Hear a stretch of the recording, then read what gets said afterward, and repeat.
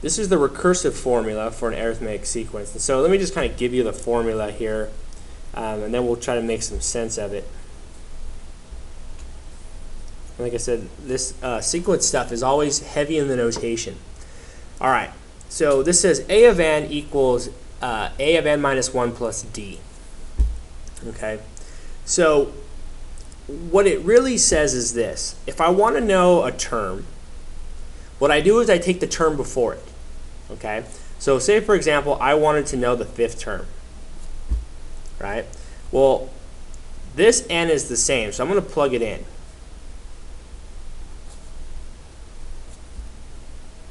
And if I do that, I get a of 4 plus d. Okay, so what this says is, okay, well, if I want to know the fifth term, I take the fourth term and I add the common difference to it, right? And that's what we're going to do right now. It's a simple idea. So let me start by giving you a sequence. Okay.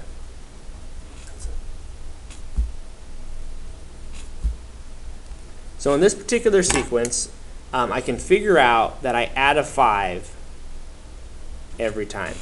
Okay. So with this being said, if I wanted to figure out the next term, if I wanted to know the next term, I would just add a 5 again, right? And so that would be 23, right? So you can see here that is the recursive formula. It sounds a lot more complex than it really is, but the recursive formula is basically, if I know a term, I add the common difference and I get the next term. And this is just the way that I write it. So this translates to as a term, that's the term before that term, just add the common difference. Okay. So let's go ahead and do that for this particular one. So I can figure out, how do I get from this one to this one? I keep adding 5s. So that's my common difference. So I know d equals positive 5. Okay. And from there, that's all I really need to plug into the formula, right? So if I look at it, so now I'm going to plug it into the formula. So this is the actual answer, writing the recursive formula.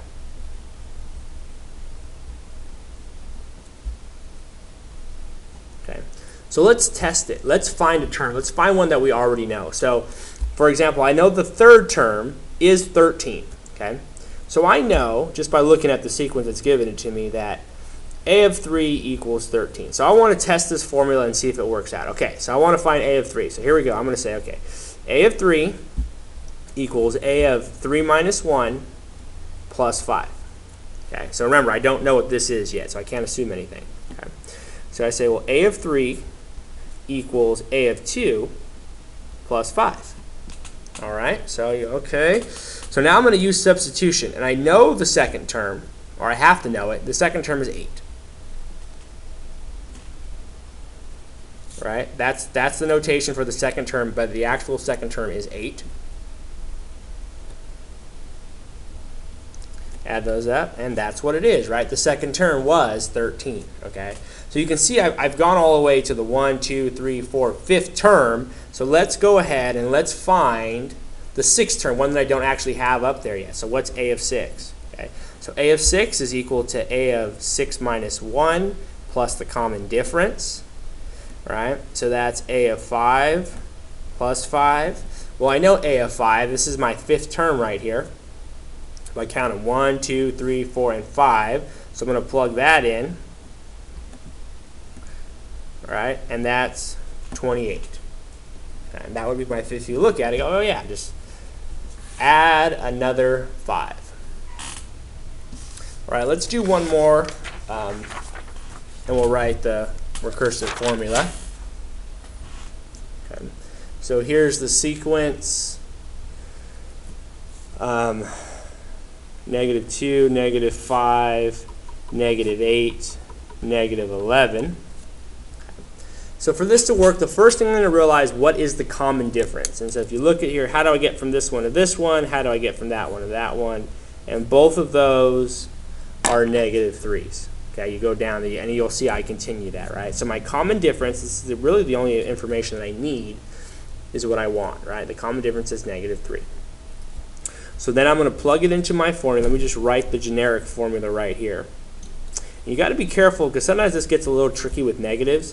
So that's the formula that I gave you in the last example, but you can also think of it like this, All right, and so when I plug this in, I'm really just plugging in for D.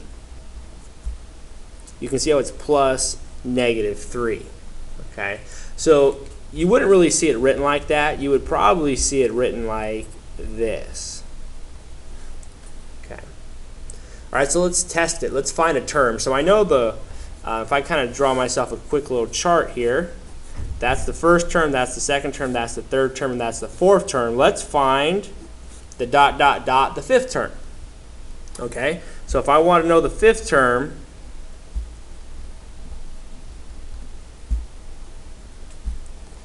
okay, I'm going to go and just work this out and say, okay, well, that's a of 4. I know the fourth term, it's -11. I'll plug that in.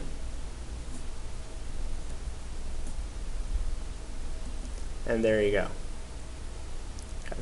-14. If I subtract another 3 or add a -3, that's what I would get, -14.